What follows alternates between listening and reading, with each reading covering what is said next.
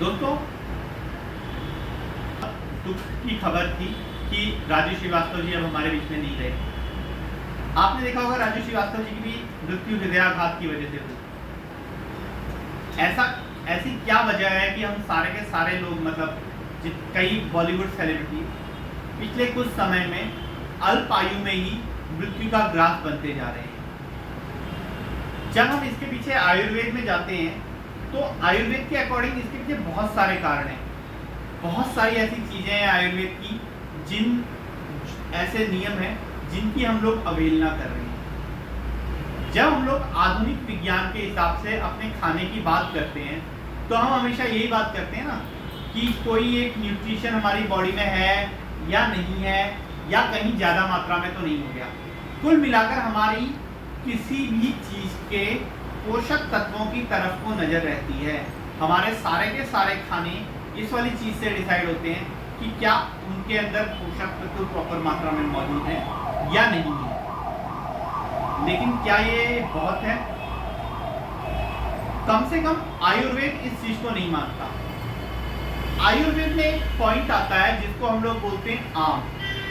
आम का मतलब होता है कि वो खाना जो हमारी बॉडी में प्रॉपर अच्छी तरह पच नहीं पाया, इसलिए हमारे आहार रस से जिस आहार रस का निर्माण हुआ वो अपक्व अवस्था में था, वैसे ही आहार रस से जो रस बना वो भी अपक्व अवस्था में रह गया।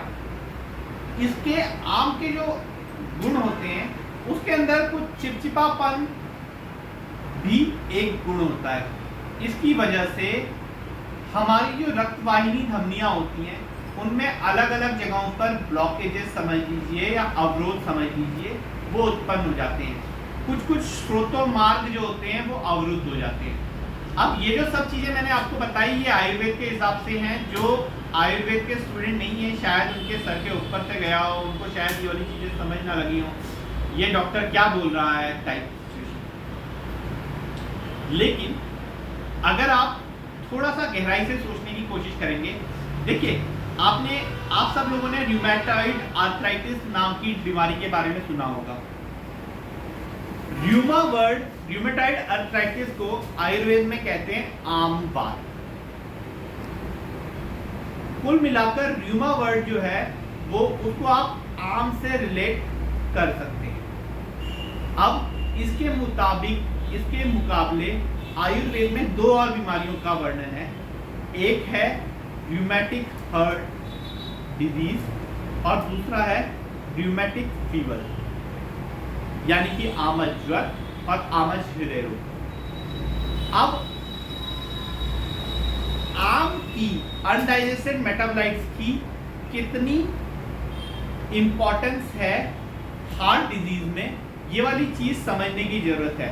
जो मैं आपको चीजें बता रहा हूँ ये सारी की सारी चीजें मैं आपको ऊपर से बता रहा हूँ, इसलिए जो मेरे आयुर्वेद वाले मित्र हैं वो इसमें प्रॉपर टेक्निकलिटीज ढूंढने की कोशिश ना करें कि कहाँ पर मैंने कौन सी चीज़ में छोटी मोटी गलती बताई है। मैं केवल इसको सामान्य भाषा में इसको चेंज करने के लिए मैं इसको एक सामान्य लैंग्वेज में बताने की कोशिश कर रहा हूँ। तो आजकल आपने देखा होगा कि हम सारे के सारे लोग जब भी जिम जाते हैं तो वहाँ पर जाने के बाद में हमारा जो प्रोटीन का इंटेक होता है वो बहुत बढ़ जाता है।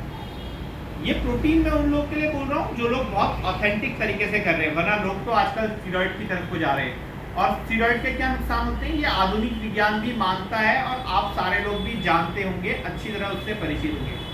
पर जब आम की सिचुएशन आती है, जब हमारी बॉडी में कुछ खाना पचता नहीं है, जैसे प्रोटीन आपकी बॉडी में नहीं पचा, तो प्रोटीन से क्या बनने लग जाएगा? Uric acid. यूरिक एसिड के रूप में वो अलग अलग जगहों पर जम जाएगा। अगर वो यूरिक एसिड के रूप में जमा तो आपको वो अलग अलग जगहों पर दर्द का क्रिएट करेगा। इसीलिए आजकल आपने देखा होगा जितने भी 35 साल की उम्र से ऊपर वाले लोग हैं उनके शरीर में दर्द होना बहुत आम बात हो गई। अगर मैं कोई भी 100 लोग का सैंपल लूँगा तो मुझे लगता है कम से कम 30 या 40 लोगों के कमर में दर्द या पैरों में दर्द बहुत छोटी उम्र से रहेगी, जो कि अक्सर नहीं होनी चाहिए। बट क्यों होती है? क्योंकि हम लोग का खाना पीना आयुर्वेद के नियमों के अकॉर्डिंग नहीं है। आप नॉर्मल हिसाब से सही खा रहे हैं, आप हर चीज़ खा रहे हैं, लेकिन आयुर्वेद के हिसाब से ये चीज़ ज़्यादा इम्पोर्टेंट है कि जो आप खा रहे हैं क्या वो आपको पूरी तरह पच रही है, क्या वो सुपाच्य है, या नहीं है।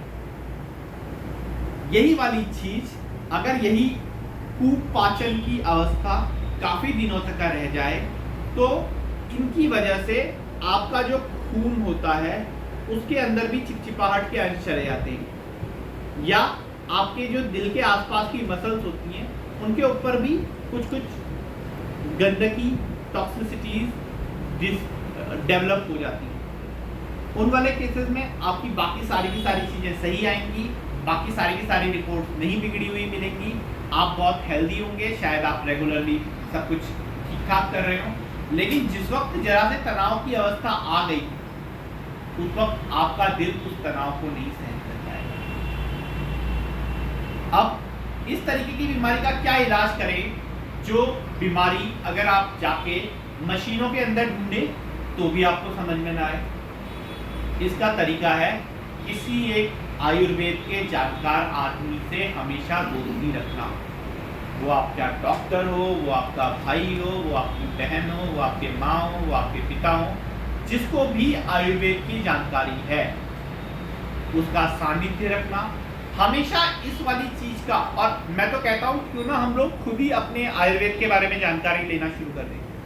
आप में से जितने भी लोगों को लगता है कि वो आयुर्वेद के बारे में जानकारी रखना चाहते हैं, वो प्लीज़ मुझे नीचे कमेंट में मेंशन करें कि आयुर्वेद के बारे में आप लोग मुझसे जानकारी लेना चाहते हैं तो किस विषय पर लेना चाहते हैं, ये वाली चीज़ मेंशन करें। या खाली आप चाहते हैं तो उसमें ही हाँ मैं आयुर्वेद के बारे में जानकारी लेना चाहता हूँ, इस तरीके से प्लीज़ मेंशन कीजिए। इसके अलावा मेरी आपसे एक गुजारिश और है। मैंने आपको पहले वात, पित्त, कफ, ये तीनों की तीनों प्रकृतियाँ बताई थी। ये तीनों की तीनों प्रकृतियाँ कैसे आपके खाने से रिलेटेड है, कैसे इनका यूज करते हुए आप अपने खाने पीने को अच्छी तरह रख सकते हैं, इन वाली चीज़ों पर भी आने वाले टाइम में हम प्रॉपर लेक्चर्स वगैरह शुरू करेंगे। तो उन लेक्चर्स के लिए प्लीज़ मुझे फॉलो करते रहिए। धन्यवाद।